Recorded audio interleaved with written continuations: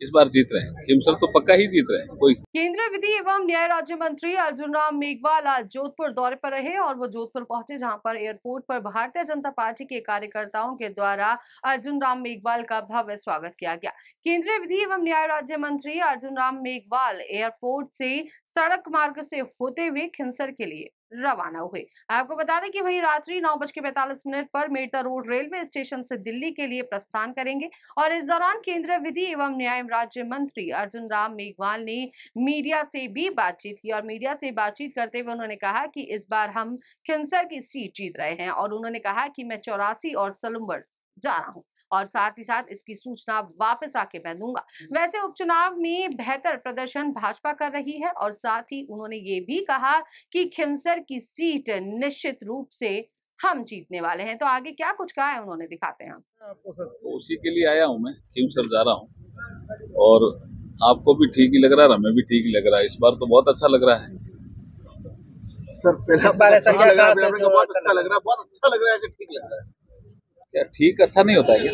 Sir 2008 के बाद में कभी भी आपके पास यह सीट रही नहीं है, बड़ी चुनौती थी। इस बार जीत रहे हैं, इस बार जीत रहे हैं, खीमसर तो पक्का ही जीत रहे हैं। कोई मुझे नहीं लगता कि कोई इसमें किंतु परंतु है, जीत रहे हैं। में से एक सीट अभी वर्तमान में भाजपा के पास थी और 6 कांग्रेस के पास थी। इस बार अब कितनी सफलता की उम्मीद है भजनलाल सरकार के कार्यकाल? देखिए, हम बेहतर प्रदर्शन करेंगे इस बार। 4-5 जगह तो मैं जाके आया हूँ, अभी मुझे 84 और सलूम्बर जाना है, तो उसकी सूचना मैं बाद में दूंगा। बाकी हम सब जगह आगे हैं, इस बार ऐसा लग रहा है। सूचनाएं तो यही आ रही है हमारे पास। खीमसर को लेकर क्या?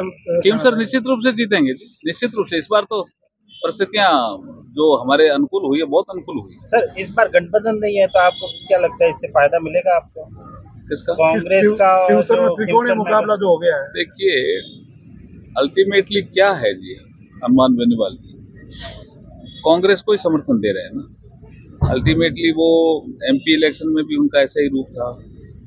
तो हमारा झगड़ा और हमारा जो सीधा संघर्ष है ना, हर जगह मुझे लगता है वहाँ एक सलूम्बर और 84 में भारतीय आदिवासी पार्टी से है, वो बीच में त्रिकोणीय भी है, लेकिन बाकी जगह तो सीधा कांग्रेस से ही है हमारा मुकाबला सर। और ये इनडायरेक्ट है, ये इनडायरेक्ट कांग्रेस है, अल्टीमेटली तो कांग्रेस से। सरकार के जो फैसले लिए गए हैं उन सबका लाभ इसमें मिलेगा।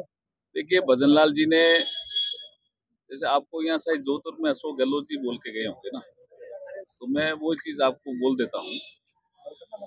उन्होंने जो संकल्प पत्र बनाया, हम संकल्प पत्र बनाते हैं, मैनिफेस्टो को हम संकल्प पत्र कहते हैं, वो जन घोषणा पत्र कहते हैं।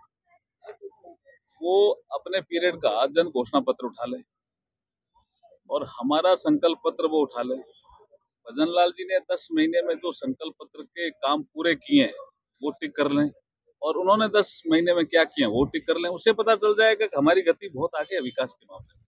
साहब, वक्फ बोर्ड पे गतिरोध बनाया जेपीसी के अंदर, क्या कहना चाहेंगे? क्या सरकार जिस बिल को लाके आगे पारित करवाना चाह रही है, क्या रहेगा? देखिए, वक्फ बोर्ड में संशोधन होना चाहिए, ये डिमांड तो मुस्लिम समुदाय से ही आई थी हमारे पास।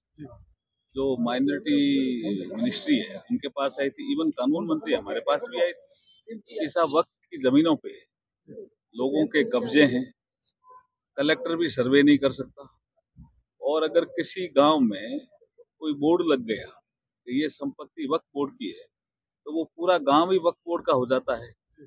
तो ऐसे जो विसंगतियां पैदा हुई है, पार्लियामेंट में इसमें संशोधन का बिल लाना चाहिए, ये डिमांड मुस्लिम समुदाय से आई थी। अच्छा, इसमें अगर सुधार होता है तो सबसे ज्यादा फायदा मुस्लिम समुदाय को ही होगा, जो गरीब मुस्लिम समाज है, औरों को तो किसी को ही नहीं होगा। इसमें जो विरोध है वो राजनीतिक कारणों से है, तर्क संगत विरोध नहीं है, राजनीतिक कारणों से विरोध है। कश्मीर में जो 370 पे जो राजनीति हो रही है उमर अब्दुल्ला सरकार द्वारा, क्या कुछ 370 पे अब क्या जो कुछ भी राजनीति करे, वो एक तो चीज कह रहे हैं जो मेरे ख्याल में उनको या तो ऐतिहासिक पहलू उनके समझ में नहीं आए। वो एक चीज कह रहे हैं कि बाबा साहब भीमराव अंबेडकर जी ने कब विरोध किया 370 का।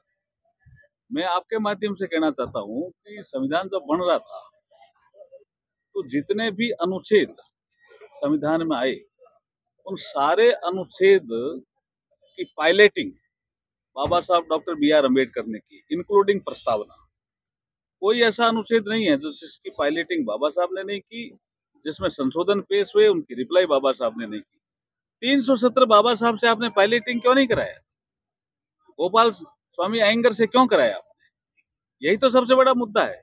एक ऐसा आर्टिकल है जो बाबा साहब ने पायलटिंग नहीं किया और बाबा साहब का इसमें कोई इनपुट नहीं है संविधान सभा की डिबेट में। तो ये अपना आप ही साफ नजर आता है कि अब ये अननेसेसरी की राजनीति कर रहे हैं। वो चीजें तो अब 370 तो चला गया जी, अब 370 आने की कोई संभावना नहीं है, दूर दूर तक संभावना नहीं है। वैसे भी वो इनजस्टिस पैदा कर रहा था। देखिए, अमर अब्दुल्ला जी को समझना चाहिए, आपने जलंधर से स्वीपर समाज के आदमियों को बुलाया आपके दादाजी ने कि आप आइए, जम्मू की सफाई करिए, श्रीनगर की सफाई करिए, हम आपको पूरी सुविधाएं देंगे। बाद में आपने क्या निर्णय कर दिया कि जो कश्मीर में नहीं जन्मा वो कोई नौकरी नहीं लग सकता, तो बोला हम कहाँ जाएं? बोला आप सफाई करो, सफाई कर्मी रहेंगे। 370 हटा तो वो बाबू बनने लग गए, कश्मीर एडमिनिस्ट्रेटिव सर्विस में आने लग गए। तो वो अन्यायकारी प्रावधान था 370, वो हटाना जरूरी था। देश की एकता और अखंडता के लिए खतरा था वो।